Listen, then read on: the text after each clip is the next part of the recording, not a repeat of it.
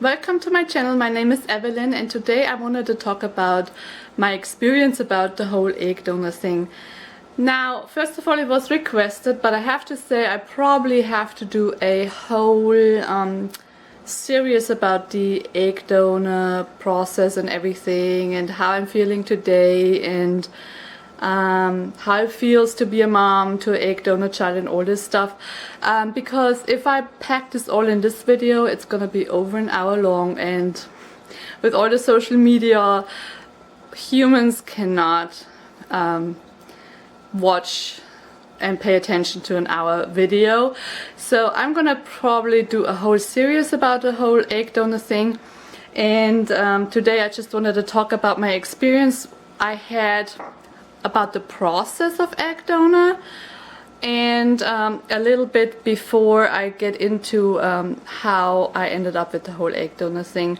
And I hope it helps you guys in maybe deciding if that's the right thing for you to do or not. And if you want to watch more videos about the whole egg donor infertility journey, then please subscribe, and that way you don't have to wait and guess.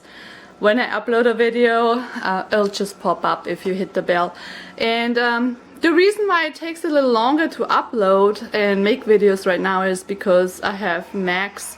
He's 6 months old. He is my little egg donor miracle, and he's not taking naps right now. He decided, oh, I don't need one unless I go with the stroller. So it's a little harder to make a video in quiet time and sit down and talk about it when you have a child who doesn't simply nap, unless I push him with the stroller, but then I cannot film. So without further ado, let's get into the whole egg donor. So my medical history before I get into it. So I was diagnosed with diminished ovarian reserve, low egg count, and a low responder, so my body didn't really respond anymore to hormone treatments. And I have also, with the years now, poor egg quality. I do have a 5-year-old who, well, I don't want to say luckily, they're both a lot of luck that I had him. But Vincent, he's 5 years old, and he was with my own eggs. I did an ICSI with assisted hatching, but it was the same. I had like 2 eggs, and he went into blastocyst and the other one disintegrated. So a couple years later we wanted to have another child. I think Vincent was 18 months or so old when we decided let's have another child. I was 39 back then, and we bought a multi-cycle discount. So you get 2 ICSI treatments for, I don't know, 18,500, and then a whole bunch of money you put down for all the meds. And I've done that, and they both failed. And then for me it was easier to close the chapter. I said, okay, it didn't work. I didn't want to have so many more tries and so much more money down the drain. Not to forget the meds. When they went through insurance, my meds were run about 10,000 grand a cycle. So and the chance of getting pregnant with my own egg was down to 5%, my doctor said. Plus all the hormones you put in and all this stuff wreaks havoc on health. They all have side effects. They're not good, and I already have health issues. I have developed a thyroid nodule after fertility treatments, and I didn't want to put my body anymore through all these shots and stimulating and all this stuff. So with the low outcome, if the outcome would have been more promising and all this stuff, and I might have not been on such high doses, what cost you a fortune, maybe I would have tried. But in my case, we decided the egg donor is better for us. So what I noticed is that a lot of fertility clinics, they recommend egg donor pretty fast nowadays, and I don't know if it's because it's more readily available or they want to make more money, because let's face it, it's a business like anything else, or they feel sorry for the woman because the overall the women health or health in general in humans when it comes to fertility It's getting worse and worse. So when the first cycle failed, my doctor already recommended having an egg donor because of how the cycle went. My eggs, instead of multiplying or like getting more and more with the shots, they actually dropped off. So I went in, I had 9 eggs, then the next 2 days I had 7, then I had 5, then I had 3. By the time I went in for my egg retrieval, I had 1 egg left. And a lot of our doctors actually canceled that cycle then. We were hoping for the best. What the problem was, it was like instead of a 5-day embryo, it was a 3-day embryo, and on day 5 it kind of disintegrated. And then he put me on a different protocol, which was with Clomid. Then I had 4 eggs on the retrieval day, 3 fertilized, all 3 disintegrated on day 5 and 6. So for me it was reason enough to go with an egg donor and to close the chapter of trying even with my own eggs anymore, because of the whole outcome, and I didn't want to put my health any further with all these hormone stimulations. Granted, when you do an egg donor cycle, you do still have to take hormones, but not the amount near than if you would try to get your own eggs and stuff.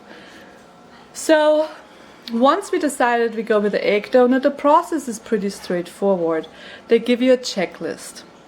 So as far as I remember, it was a checklist, like I had to do a mock cycle. That means I had to be 2 weeks on estradiol, and then in 2 weeks later you come in and they see how your mucus lining has built up.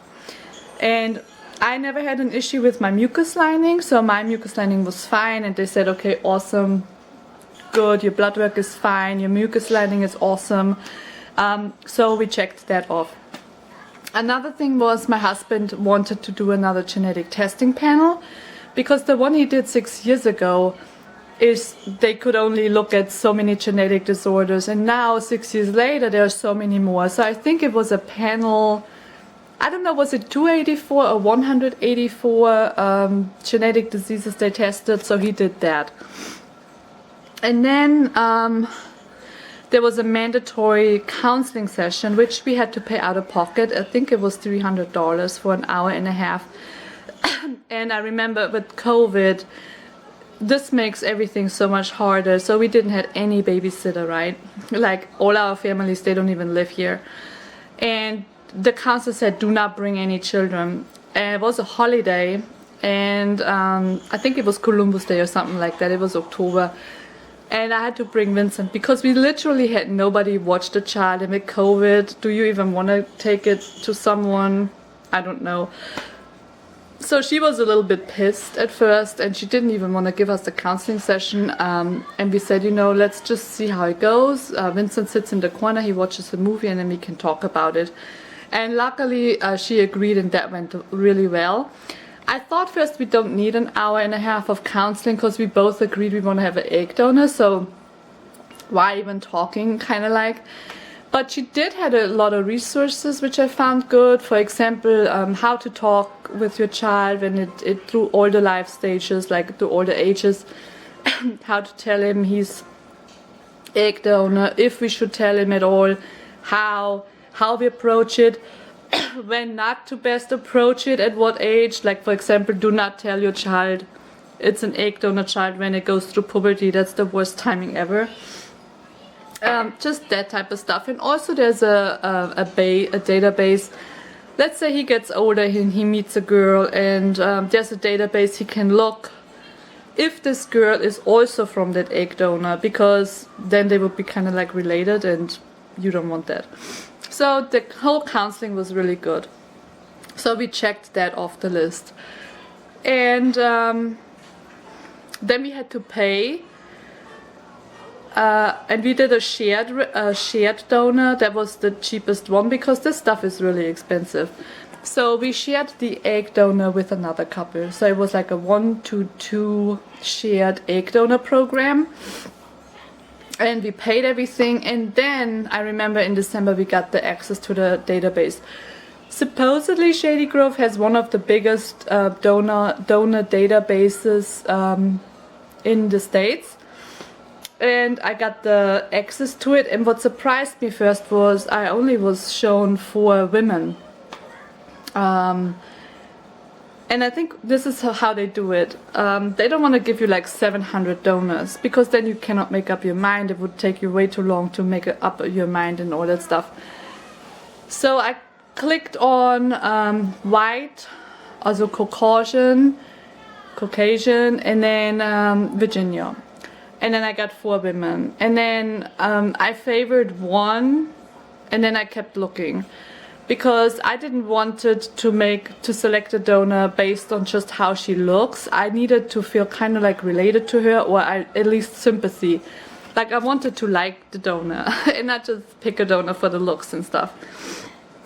So a week went by, I went in again, and then there were like a couple more donors. And I think it took about 3 weeks, and then I found the perfect donor for me and my baby in future, because we had so much in common. I felt really connected to her, although I didn't know her. And the thing is, they have to provide baby pictures, how they look as babies, but they do not have to provide adult pictures. That was just voluntarily. And she was like brunette, she had hazel eyes, she has freckles, kind of like me, just like 14 years younger, size 2 or whatever. So it was a little different, but the whole how to interview, because they do go through an extensive interview, it's like 4 pages long. And I read through and all this stuff, and I said this is it, because I can relate to her. I feel like I know her, and I feel like she has so much in common with me. And once we selected her, there was already another couple on it, so it would show you if there is already a couple locked in or not. So luckily there was, otherwise we would have had to wait till another couple came along. And so once we logged her in and told our coordinator this is it, they contacted us then when the donor would start the cycle. So I picked her in mid-January, and in February she started her cycle. Everything went awesome, and then COVID hit. And then in the midst of my cycle and her cycle, it was cancelled, and we continued the cycle in mid-May. And yeah, then I got pregnant. I had my transfer on June the 21st, and I remember it was Father's Day, I think it was solar eclipse and something else. And Vincent was also 21st December, so 21 and 3 are my lucky numbers, I guess. But yeah, all in all, the thing is pretty straightforward. I think they do it so many times. It's not like in Europe where it's not, I mean, some countries don't even allow egg donor. But the whole thing is pretty straightforward. Once you want to decide you want an egg donor, and I only can talk about Shady Grove. I don't know how other clinics do it. It's a checklist you go through with everything they demand or whatever, like what they want you to do, and then once you've done everything and paid your counseling and all that stuff, then you can pick your donor and go from there. And I can say it enough, like, I'm so glad I've done it. I feel like this woman was God sent. She's like an angel walking on earth. Because for a donor, some do it for the money, yes. And I read it through the interviews where it was just all about money, and you can kind of read between the lines.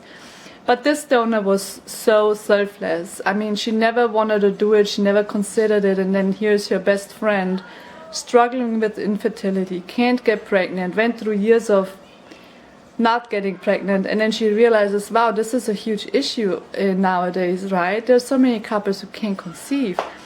And then she put herself through all this stuff, and they have to do all the shots and go to the monitoring and drive to the appointments, plus it was COVID on another thing. So I thank her every day that she's given us this gift, you know. And Max, I mean, although he is egg donor, as soon as I knew I'm pregnant, it felt like there is no difference, you know, and you love it the same way as you love your own child.